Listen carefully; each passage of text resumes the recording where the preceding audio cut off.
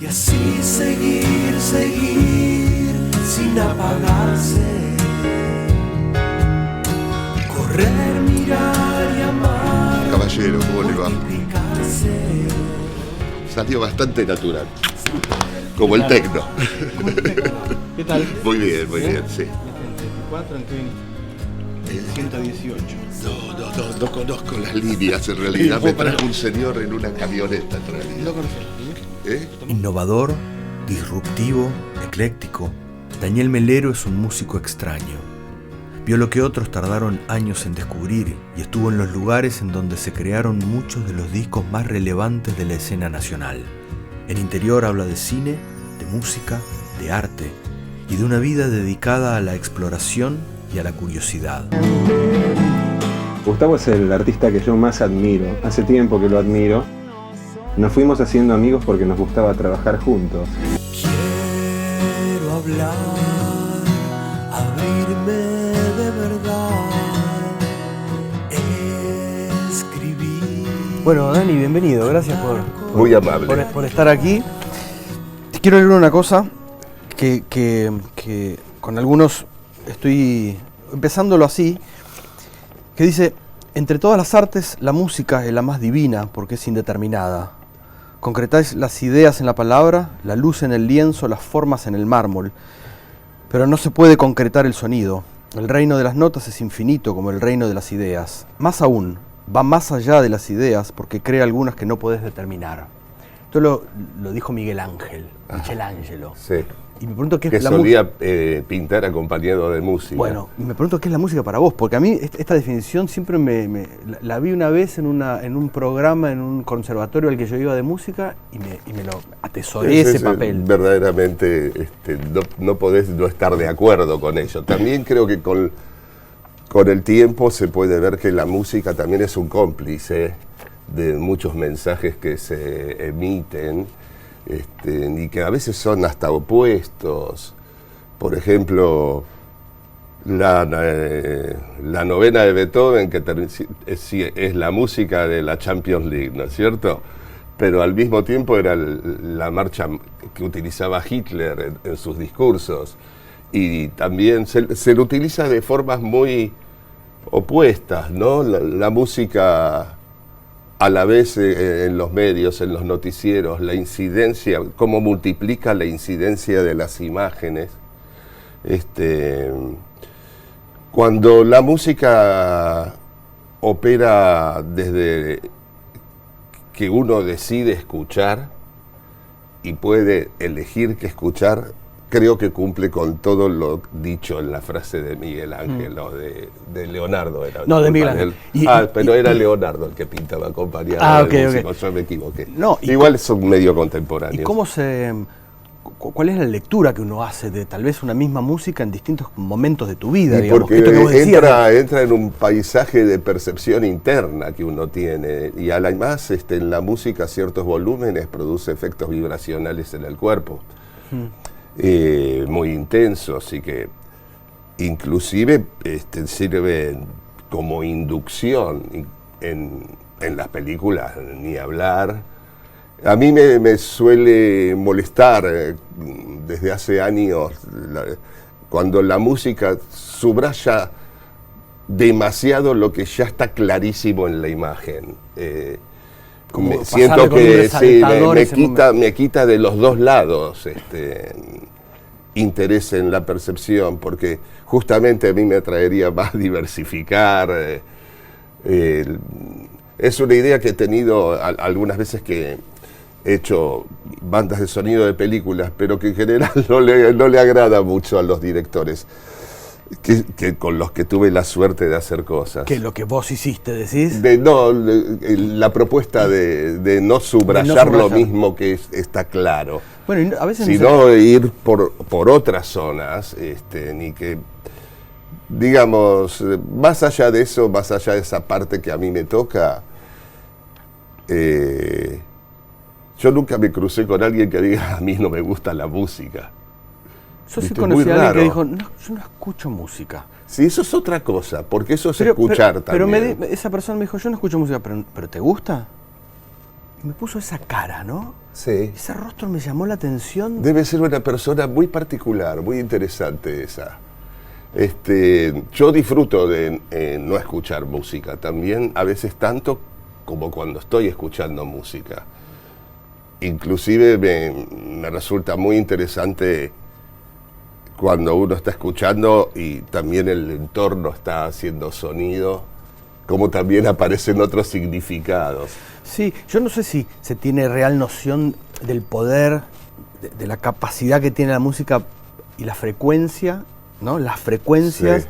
las vibraciones de tantas cosas, de curar, de enfermar, ¿no? Sí, pero digamos... De apagar fuegos, digo. He visto imágenes de gente apagando incendios a partir de frecuencias, ¿no? Sí, es cierto lo que decís. Sí, digamos también, en una época habíamos con Bordón, un amigo, bajista notable, Juan Bordón, hicimos un plato Chladni, que es una placa metálica que vibra en distintas, ¿no?, frecuencias. Por ejemplo, con sal, lo puedes hacer con sal gruesa, con arena también. Y forma patrones las frecuencias. Y eso está pasando con los fluidos dentro de tu organismo. Está intentando suceder, aunque lo impidan los huesos. Bueno, suponete, las antenas, ¿no?, 5G, eso están generando también, obviamente. Sí, una gran asexualidad genera, es porque es 5G. ¿Y vos qué buscaste Qué mal chiste, ¿no? con la música? ¿Qué has buscado, digamos? Porque a mí me gusta mucho la inquietud en la que vas llevando tu vida, digamos, ¿no? Sí. Como vamos para acá y después vamos para acá y vamos para acá, como la curiosidad todo el tiempo. Bueno, para mí lo que pasa es que casi todos los sonidos son interesantes. Si no son demasiado persistentes, me gustan los sonidos persistentes cuando son irregulares. Por ejemplo, aprecio mucho ese sonido que tenemos atrás del refrigerador, el motor, me parece apasionante. Puedo estar escuchándolo con detenimiento y disfrutarlo. Algo de eso hacían con Ulises Butrón en ese dúo que habían tenido, que fue Tuvimos trío. un dúo de Siam, David Vincent se llamaba. David Vincent, ese. Sí, no, ahí operábamos más con cintas, utilizando un sistema de eco con grabadores y hicimos una vez un show que fue muy caótico porque le dimos micrófono a la gente y la gente terminó gritando. Casi todo lo que tenían para expresar eran gritos y los gritos empezaban a formar patrones también en la repetición. Y en el lugar que tocamos, perdón que golpeé el micrófono, no sé, nos dijeron que por favor nunca fuéramos ni como público después de ese show. ¿Y ahí Ulises qué hacía? ¿Qué Tocaba la guitarra que ingresaba por una consola que yo estaba operando y pasaba por un sintetizador mío también y entraba en este sistema de ecos que hay discos muy bellos hechos así. No digo que lo nuestro lo fue, pero... ¿Y de ahí fue un poco el embrión de algo, de Siam? Después salió de y de ahí sí, Metrópolis. Cuando me conocí con Richard a través de un aviso en una revista, en el Expreso Imaginario, se encontraba en la puerta de la casa en la que yo tenía montado un estudio, sala de ensayo, y adentro estábamos tocando, no nos dábamos cuenta que estaban tocando el timbre abajo ellos. Y ahí nació Siam en la puerta de esta sala y también grabábamos con ellos los demos de esa banda y de ahí sale Metrópoli medio después. Y también leí ahí que tu hermano fue una pieza muy importante, digamos, en algo en tu formación y en tu infancia, sí. Una madre muy opresora y una hermana que hacía... intentaba curar eso que su madre... Mi hermana mentía por los dos, pienso, algo por el estilo, pero... con los años todo cambia. También uno tiene que disculpar porque también se fue perdonado. Y algunas cosas, uno no es más que la suma de las cosas que le dieron a través de la vida. Y en ese momento sos una máquina de recibir cosas y era una época más rígida. Y entonces eso producía el estímulo de escapar de eso. Y después, Es más difícil escapar de la flexibilidad positiva que existe hoy, ¿eh? en donde hay una enorme carga de positividad que en realidad termina siendo negativa. Pasa a ser otro tipo de Es opresión. más difícil escapar de eso que de aquella opresión, tal vez, de algo que te oprime. Sí, porque ahí es más claro, ahora es más difuso. Finalmente a lo que esto lleva es la negatividad de la positividad, en donde queda muy expuesto que el sistema lo hace con las familias, con todos. Que si vos no logras tus metas es culpa tuya. Y eso también tiene una tremenda mentira y una desventaja atrás, porque no es así. No es cierto eso que se difunde, y no es a nivel local. Estoy diciendo de algo que está funcionando todo el tiempo en los países capitalistas, digamos, ¿no? Y esa positividad hace que haya menos arte, por ejemplo, creo yo. Y bueno, no estoy diciendo que había más arte antes porque había más restricciones, pero esto es más amorfo. Ajá. Y crea un ego muy endeble y muy grande en las personas. Y hay algo ahí en el libro de Gustavo Álvarez Núñez, que en un momento hablas algo, me encanta ese libro, pero hablas de la educación en la Argentina, ¿no? Me parece genial eso. Yo soy un producto de la educación pública. Bueno, pero la educación en la Argentina consiste en la asimilación de una cantidad de conocimientos preexistentes y su articulación. Sí. En cambio, en países desarrollados, reside en enseñar a pensar y a dirimir por uno mismo lo conveniente, lo adecuado, lo bueno y lo malo. Es una educación para aprender a pensar. Acá se enseña a repetir datos y a comportarse adecuadamente. Algo, Claudio Naranjo, un chileno, habla mucho de la educación, y Paulo Freire también, de darte la libertad, no de meterte información para que vos repitas ese patrón. Claro, ¿no? claro. En este momento eso ha cambiado un poco, porque ni siquiera recibís los datos. No. Y está muy estimulada la falta de curiosidad al mismo tiempo. Bueno, pero digo, esa curiosidad que yo la veo en vos desde que conozco tu música y conozco tu trayectoria y tus discos y todo, como de la curiosidad, de ir siempre hacia otros lados. De repente, cuando hacen Colores Santos, la gente te decía, aprovechá este momento. Y vos acá saliste con Recolección Vacía, ¿no? Sí, porque hubiera sido muy decepcionante para mis ilusiones con la música aprovechar el momento, eso, claro. O sea, y la experiencia por la que empecé a hacer música. ¿Qué fue cuál? Perdón, ¿qué fue cuál?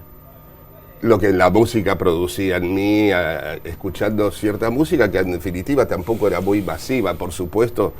Como niño estaba fanatizado, y yo soy como una viuda de los Beatles, o sea, tengo incluidos todos los datos en ella, pero de los Rolling, lo que sea, pero después empecé a involucrarme más con grupos que tenían que ver con tal vez bajar datos que no estaban en la vida popular y utilizarlos para hacer canciones a través de tecnologías y otro tipo de poesía.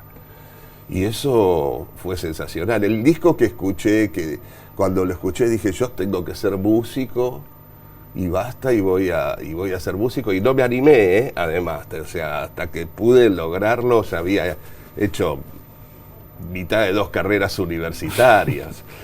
Fue Evening Star de Fripieno. Okay. Porque aparte me pareció súper simple, totalmente fuera de lo que se podía oír en ningún lado, y al mismo tiempo esa simpleza tenía una complejidad que todavía, el otro día lo volví a escuchar, hacía como 2 años que no lo oía, y me resulta algo, vibracionalmente todavía me pega.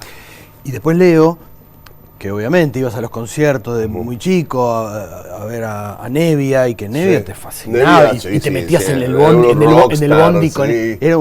Y cuando viste Almendra, se cayó todo, ¿no? Como ahí. Igual yo era muy chico y me gustaban más los Gatos. Pero eso y te quiero decir que todavía creo que me gustan más los Gatos Bueno, pero- que Almendra, pero sí. Pero lo hablaba con Miguel Cantilo, lo Lo que hablaba pasa con es que Spinetta. Spinetta fue y es la encarnación del rock. Yo creo que hay un solo artista que puedo comparar con en que encarne al rock. ¿Quién? Que es Carca. Ese es el otro. No tiene que ver con ser un superstar, No, con no, nada. O sea, esa encarnación de la esencia del rock como forma de vida y la poesía solo la tiene Carca. Te ama profundamente, él, lo sé. Yo no te puedo explicar, desde el día que abrí la puerta y me encontré con los Tía Newton, que era su banda, así. Y ahí, Tía Newton, Martes Mente, y todos los grupos Sí. que en Dínamo abrían en los conciertos de Sí. Soda, vos fuiste un gran, imagino, Yo lo como sugerí. curador de ahí, ¿no? Una Sí, curaduría. podríamos decir que sí. Vos lo sugerías ahí. Yo lo sugerí, sí. Al mismo tiempo yo ya ahí dejé de No estaba, colaborar claro, con la claro, banda. claro, Sí, claro. hasta el disco sí. Pero siempre seguís al día de hoy, atento a todo, ¿no? Sí. Ávido de escuchar cosas. Sí, tengo la suerte también de que mucha gente conociendo estos hábitos ya me hace llegar lo suyo.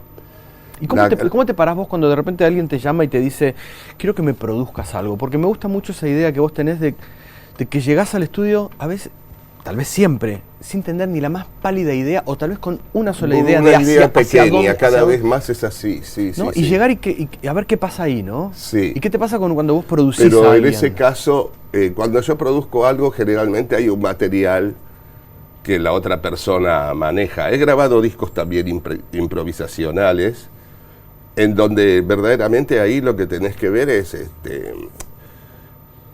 se trata de algo performático y hay que dejar que la música ocurra. Cuando no ocurre o empieza a ocurrir de una manera que conceptualmente no tiene eje con lo que el artista y yo acordamos, solamente no interrumpo si me está haciendo descubrir un nivel superior de aquello que y suele pasar eso, que habíamos pautado.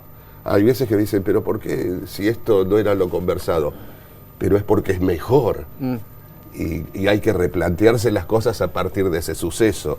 Y muchas veces en cosas que están muy estructuradas, justamente en los momentos en donde hasta los músicos tienden a parar ellos cuando hicieron algo que no querían hacer, yo les pido que sigan, porque ese reacomodarse suele ser una instancia fabulosa si después vos a través de edición o en el mismo lugar que ocurrió construís otra cosa.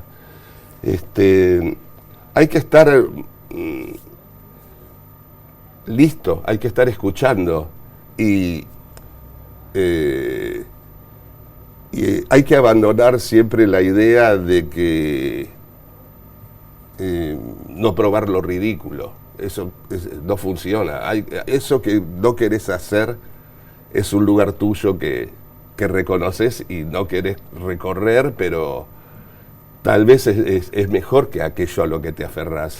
¿Y cómo tomaban por ejemplo, tu concierto, un concierto de encargados, en un momento donde encargados era como de otro, Sí, era otra es cosa, extraño, digamos, sí. ¿no? Era un escenario de rock y escenario compartido. Nosotros siempre nos consideramos una banda de rock. Absolutamente, y vos tenés esa Sí. idea y son lecturas, claro, pero Sí. seguramente para otro tipo. Que venga una banda con sintetizadores Sí. tocando.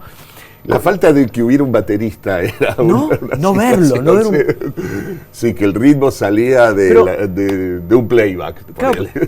pero es un poco una lectura rápida que hago, digo, me gusta la idea esa de descolocar siempre. Tal vez no es, Pues no es una, lo que vos lees de vos, pero digamos... Yo juego con eso, me doy cuenta que eso va a descolocar, pero es lo que me atrae. Digamos, la música que a mí me interesa, en general, conozco muy poca gente que pase el tiempo que yo paso revisando esas zonas de la música.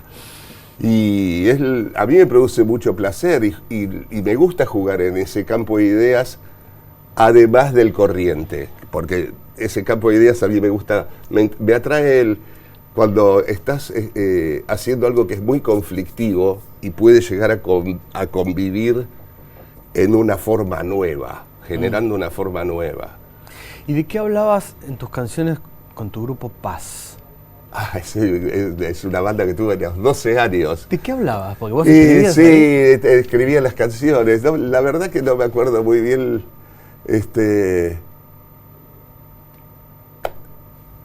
Me acuerdo cómo se tocaban algunos acordes de las canciones, pero no me acuerdo mucho las letras. Eran estereotipos de rock, de canción de rock de los 60, 70, era eso, estábamos en esa época.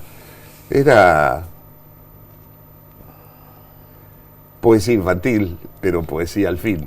A mí me gusta O sea, mucho. por ahí, digo, es como tocamos en el colegio, en una cena, me imagino los padres el disgusto que habrá sido también, ¿no? Porque ya en esa época era raro que hasta la guitarra eléctrica a esa edad. Bueno, pero medio que pensaban que eras un extraterrestre. Decían, ¿no? En Como una que época tuve amigos que te buscaban, sí. te veían a ver qué tenías en tu valija. Sí, para pero ver. mirá qué escasa eran las fantasías en las que nos movíamos, que yo podía representar eso, ¿no? Es verdaderamente. Aparte yo estoy convencido que extraterrestre acá es todo. Claro, claro. Todos son extraterrestres, la vida es algo que viaja. A mí me gustó mucho, después de Travesti, de muchos discos que yo escucho, cuando sacás Piano, 98, 99, Sí, una por cosa ahí así, fue, creo, sí. que era como redescubrir canciones, como que se le sacaron capas a tus canciones Sí. y quedó una cosa casi A mí- desnuda, a mí digamos, me pareció donde claro que la lírica La lírica cobró un empezaba a tener valor otra- muy diferente que cuando estaba todo ornamentado Exacto. el tema, sí. Y eso fue lo que me atrajo verdaderamente. Me había olvidado de ese, sí, porque es más, fue en el momento en que empezó a explotar el tecno acá, yo hice ese disco. que ya venías haciendo tecno Sí, también. Entonces, pero digamos, ¿viste desnudemos la cosa. cómo no estabas haciendo música rave, digamos? Que aparte, de hecho, qué sé yo, también. Y a mí me pareció que la experiencia de verlas así ha hecho que mucha gente se detuvo en la letra, por fin. Y mismo yo no me había dado cuenta que había escrito algunas cosas interesantes. Me parecía que eran letras que estaban ahí para cantar sobre esas bases estrambóticas. Bueno, pero ese modo que estás diciendo de tus canciones, yo no sabía ni que había escrito eso. Sabía que había escrito sí. eso, pero puesto en otro contexto era otro significado. A lo que iba, digo, que te escucho mucho, te he leído mucho y te he escuchado Sí. mucho y en otras conversaciones que tal vez he tenido con vos, que hablas mucho de eso, de decir, yo no sé tocar nada, yo no toco... No, cada vez soy peor. Pero sin embargo, digo, lo que Sí, haces pero y lo que siempre me hiciste te rodeé de gusta. muy buenos músicos y que son artistas al mismo tiempo, que tienen una visión artística. Es algo que por suerte ha sido además muy importante y sigue siéndolo. El último disco que grabé, del cual se están conociendo algunos temas ahora, perdón que salte Perfecto. en el tiempo, está co-compuesto con dos productores muy jóvenes que son además mis técnicos de grabación desde hace tiempo. Hace varios discos y además discos que he producido voy a un mismo estudio porque el día que me abrieron la puerta ahí me encontré con artistas que grababan. Entonces, para mí hemos llegado a un punto de la relación en que creo que producir es componer juntos también. Siempre he pensado que producir es componer, aunque no esté visto de esa forma. Sí. Y también ahí, en definitiva, va a salir bajo mi nombre, pero es un entramado, es un trabajo conjunto.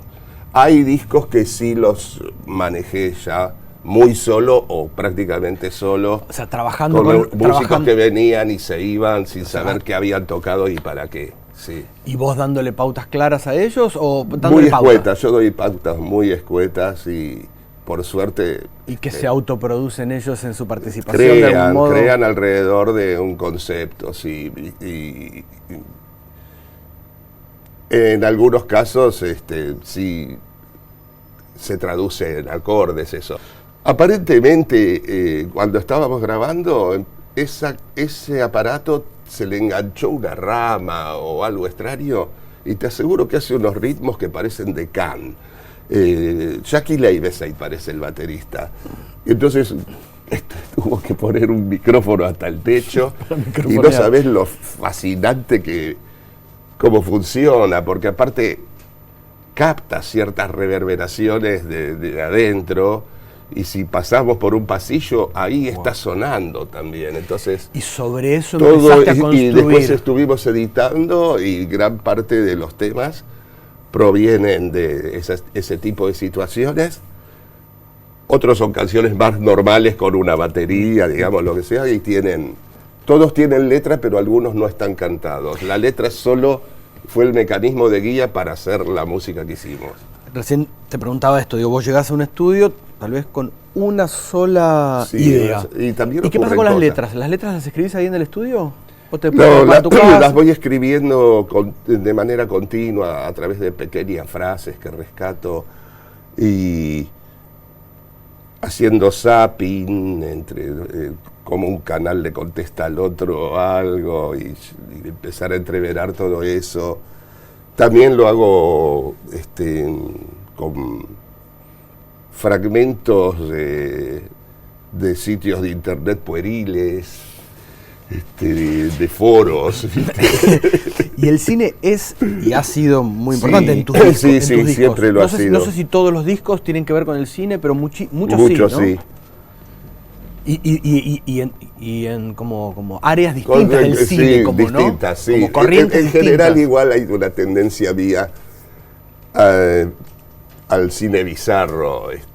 Inclusive el porno en algún momento, sí, ¿no? Sí, en Recolección Vacía, claro. Las películas de Andrew Blake que eran súper estetizadas, eran publicitarias directamente, o sea, pero me atrae todavía, no me atrae tanto el cine de susto a mí, o sea, como ese cine de terror. Sí, no, que vos sabés que va a venir alguien por atrás y eso no, esa es, prefiero la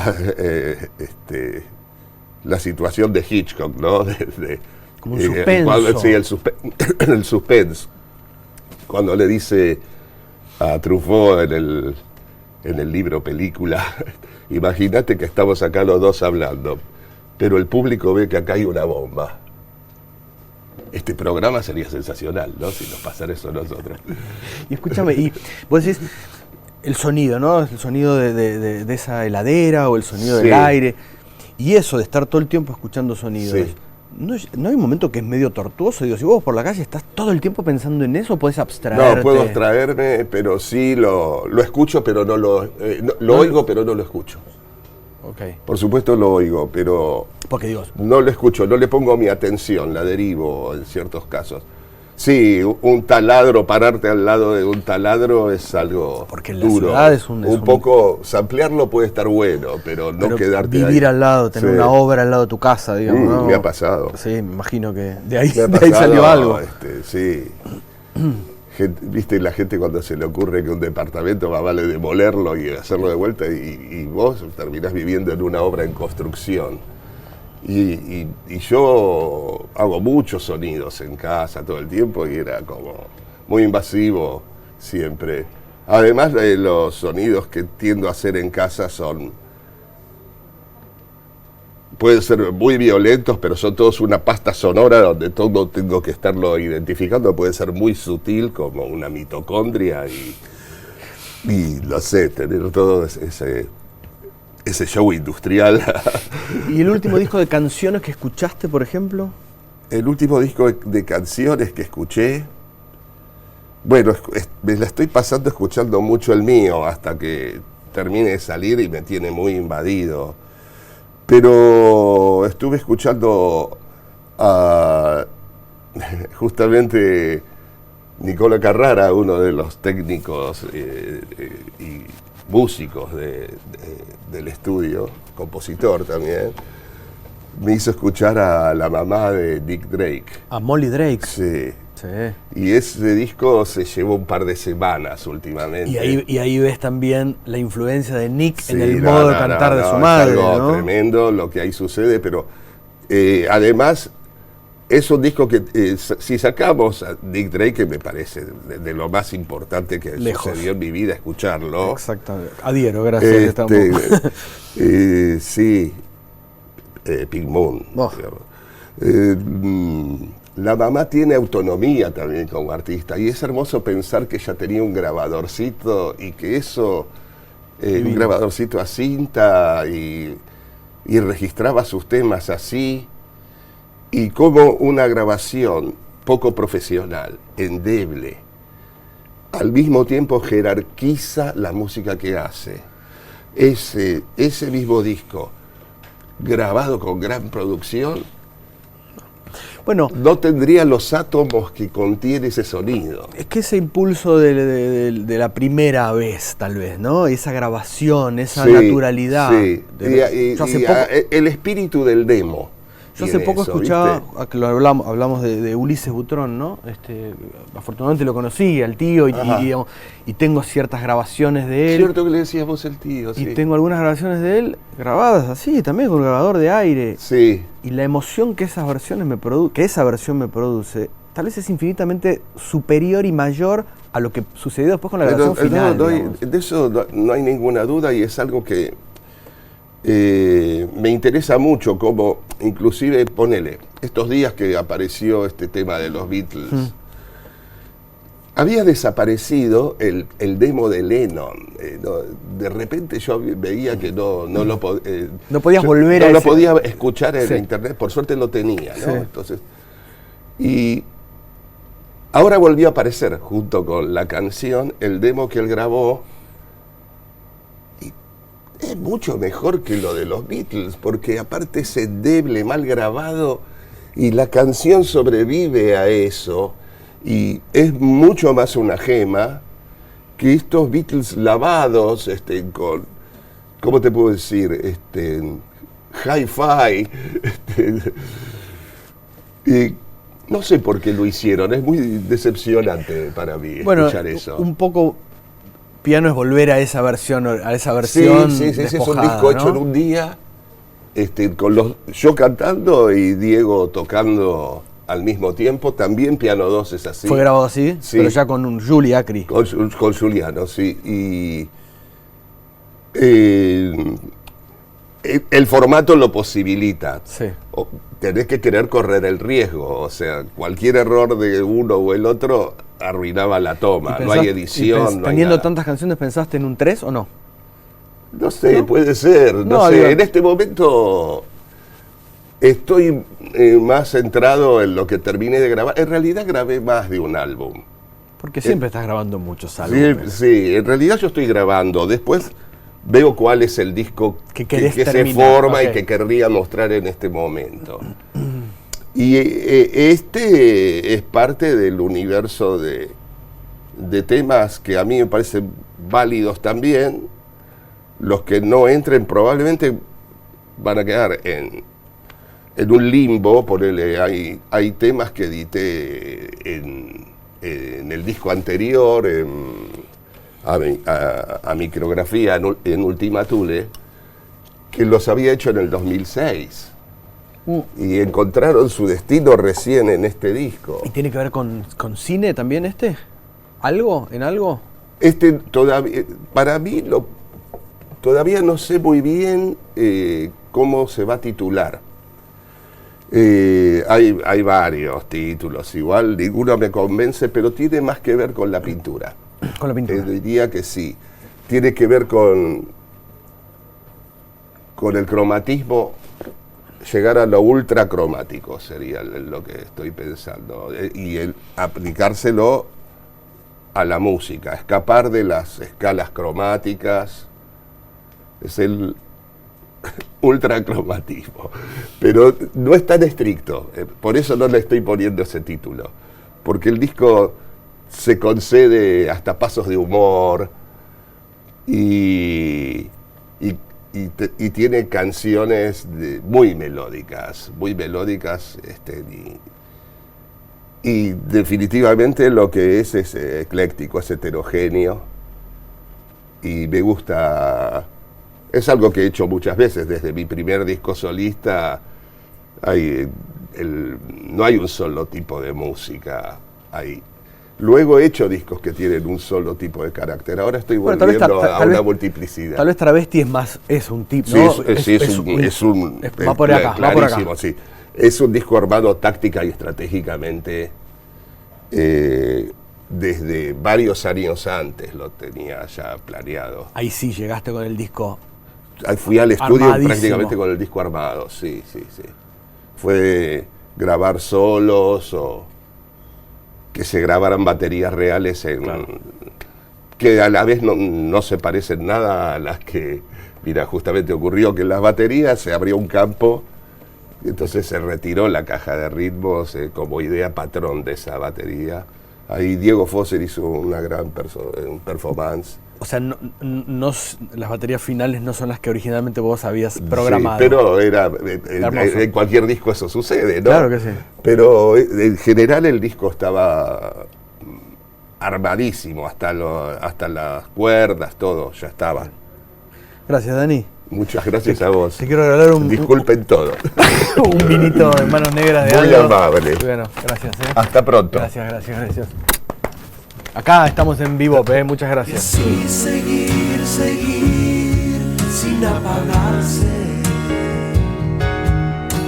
Correr, mirar y amar, multiplicarse. Saber que la deriva